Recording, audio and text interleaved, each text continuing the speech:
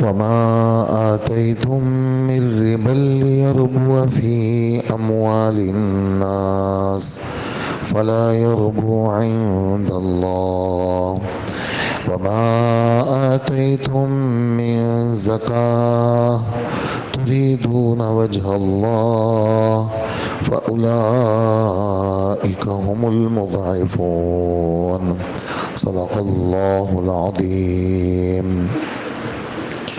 یہ آیت نمبر 39 آپ حضرات کے سامنے پڑھی ہے۔ یہ سورہ روم کی آیت ہے۔ اس میں یعنی یہ جو بات یہاں ذکر ہے وہ پورے قرآن میں صرف اسی جگہ ذکر ہے۔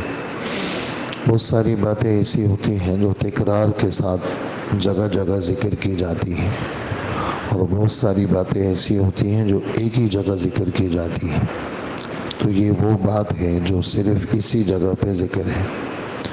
گزشتہ کل آخری آیت میں اللہ کے نام پہ خرچ کرنے کی ہدایات تھی، خاص کر رشتہ داروں کا اس کا حق، غریبوں فقیروں کو دینا، مسافروں کو دینا، لوگوں کو ڈھونڈ کر تلاش کر کے لوگوں تک ان کے حقوق پہنچانا۔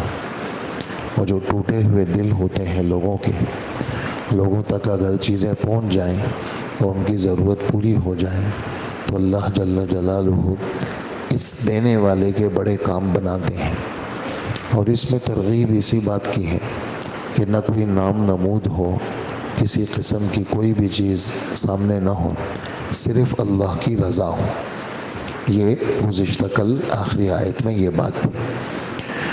آج کی جو بات ہے، جیسا میں نے عرض کیا آپ سے کہ صرف یہیں پر ہے، باقی پورے قرآن میں ایک جگہ ہے اشارہ چھوٹا سا، سورہ مدثر میں۔ سورہ مدثر کی شروع کی 5 آیتوں میں ایک آیت ہے وَلَا تَمْنُن تَسْتَكْثِرْ یا ایھا المدثر قم فانذر وربک فکبر وثیابک فطہر والرجز فہجر ولا تمنن تستکثر ولربک فاصبر۔ اس چھوٹے سے ٹکڑے میں یہ والی ہدایات ہیں کہ کسی کے اوپر احسان اس نیت سے مت کرنا کہ اس سے زیادہ کے طالب بنو۔ کسی پر احسان کرنا کہ آج میں اس کی ضرورت پوری کروں گا، یہ بھی تو پیسے والا آدمی ہے، جب میرا موقع آئے گا تو یہ میرے ساتھ کرے گا۔ تو احسان کی کوئی بھی شکل ہو، ہماری جو شریعت ہے، ہمارا جو مذہب ہے، وہ اللہ کی رضا کو سکھاتا ہے۔ اور جتنے بھی اغیار ہیں، کفار ہیں، وہ اغراض کی بنیاد پر کام کرتے ہیں۔ جتنے بھی کفار ہیں، جو بھی خدا کو نہیں مانتے، ان کی کوئی غرض نہیں ہے سوائے اس کے کہ ہماری اغراض پوری ہو جائے۔ اور مسلمان کی ایک ہی غرض ہے کہ میرا رب خوش ہو جائے، میرا رب راضی ہو جائے۔ مسلمان اسی نیت سے سارے کام کرتا ہے۔ تو اس ٹکڑے میں یہ ہدایات ہیں۔ یہاں پر ہمارے رب فرماتے ہیں کہ جو تم سودی لین دین کرتے ہو، جو تم سودی لین دین کرتے ہو کہ لوگوں کے مال کے اندر اضافے کے سبب بنو، وہ اللہ کے ہاں نہیں بڑھتا۔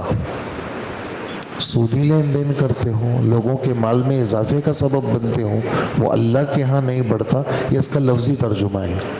اس کا حاصل مفہوم یہ نکلتا ہے کہ لوگ مختلف تقریبات میں، میرے یہاں بیٹے کی شادی ہے اور لوگ مجھے شادی کے موقع پر لفافے دیتے ہیں، پیسے دیتے ہیں، تو لوگ دیتے ہیں کہ بھائی ہم نے ان کو دیا، اب ہمارے بچے کی جب شادی ہوگی تو یہ ہمیں اس سے زیادہ دیں گے۔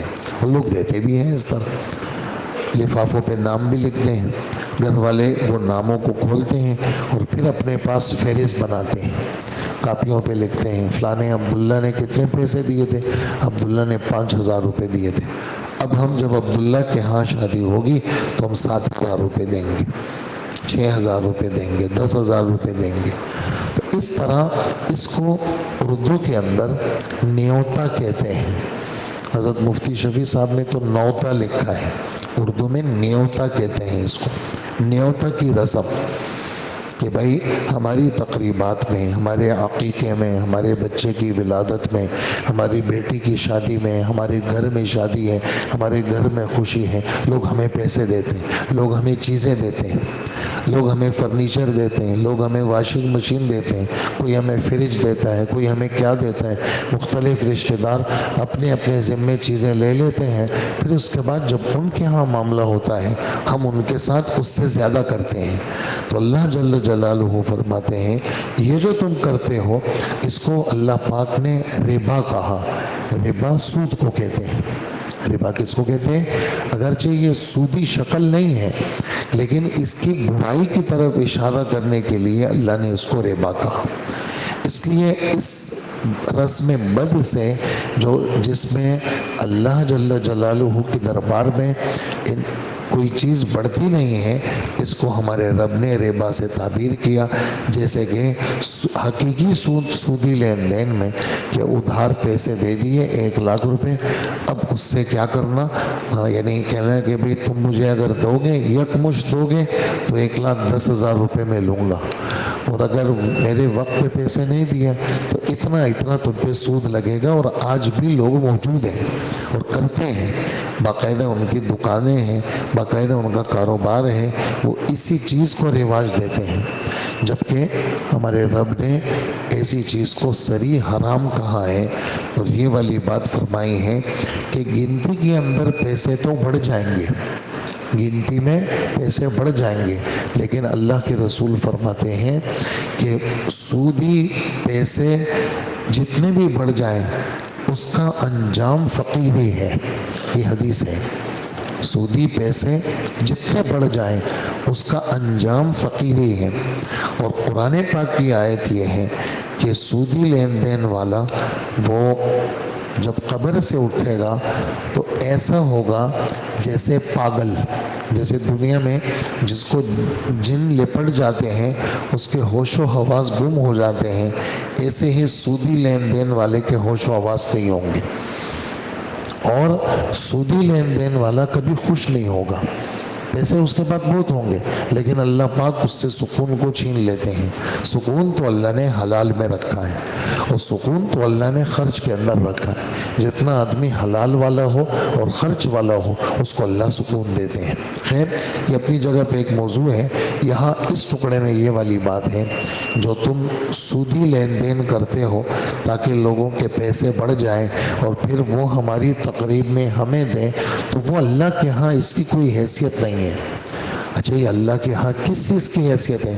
کہ اللہ کے ہاں زکوٰۃ کی حیثیت ہے، اللہ کے ہاں صدقات خیرات کی حیثیت ہے۔ زکوٰۃ مستحقین کا حق ہے، صدقے کے اندر مستحق کا ہونا ضروری نہیں، اور ہدیہ اور تحفے کے اندر فقیر کا ہونا بھی ضروری نہیں۔ ہدیہ اور تحفہ اپنے دوستوں کو بھی دے سکتے ہیں۔ کہا کہ جو لوگ زکوٰۃ خیرات اور ہدایہ اور صدقہ یہ دیتے ہیں، یہ بہرحال کیا ہے، ایسے لوگ اپنے مالوں کو دگنا تگنا چگنا کرنے والے ہیں، اور ایسے لوگوں کی چیزوں کو ہم بڑا چڑھا کر کے دیں گے۔ وجہ اس لیے کہ زکوٰۃ میں خالص غرض اللہ کو خوش کرنا ہے، اور زکوٰۃ کا لفظی ترجمہ کیا ہے؟ پاک کرنا۔ کوئی آپ سے پوچھے زکوٰۃ کا ترجمہ کیا ہے تو آپ کہیں گے پاک کرنا۔ اور زکوٰۃ کو زکوٰۃ کیوں کہتے ہیں؟ کہا کہ زکوٰۃ مال کو میل کچیل سے پاک کرتی ہے۔ اور زکوٰۃ کو زکوٰۃ کیوں کہتے ہیں؟ کہا جی زکوٰۃ انسان کے اندر سے کنجوسی کو ختم کرتی ہے، کنجوسی کا جو میل کچیل ہے وہ پاک کرتی ہے۔ زکوٰۃ کو زکوٰۃ کیوں کہتے ہیں؟ زکوٰۃ انسان کے اندر کو گندی بخل ہے اور گندی جو چیزیں ہیں جو انسان کے اندر امراض لگ جاتے ہیں، زکوٰۃ کی وجہ سے اللہ پاک وہ امراض ختم کرتے ہیں۔ اور یہ فائدہ تو بالکل نقد ہے کہ اللہ پاک مال کے اندر کیا کرتے ہیں؟ برکت دیتے ہیں۔ یہ تھا ہمارا آج کی اس ایک آیت کا خلاصہ۔ ذرا ترجمہ سن لیجئے۔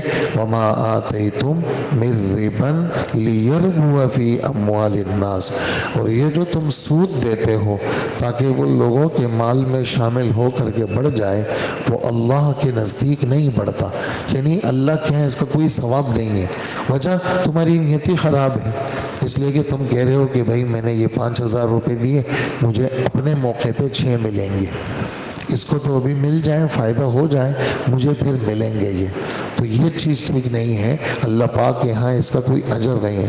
اور جو زکوٰۃ تم اللہ کی خوشنودی حاصل کرنے کے ارادے سے دیتے ہو، تو جو لوگ بھی ایسا کرتے ہیں وہ اپنے مال کو کئی گنا بڑھا لیتے ہیں۔ یہ زکوٰۃ کا یہاں فائدہ ذکر کیا، اور زکوٰۃ کے دیگر فوائد میں نے آپ کو قرآن و حدیث کے مختلف موقعوں میں جو آپ نے ارشادات فرمائے ہیں اس کا خلاصہ سنا کر کے وہ زکوٰۃ کے فوائد آپ کے سامنے بیان کیے۔ اللہ پاک عمل کی توفیق عطا فرمائے۔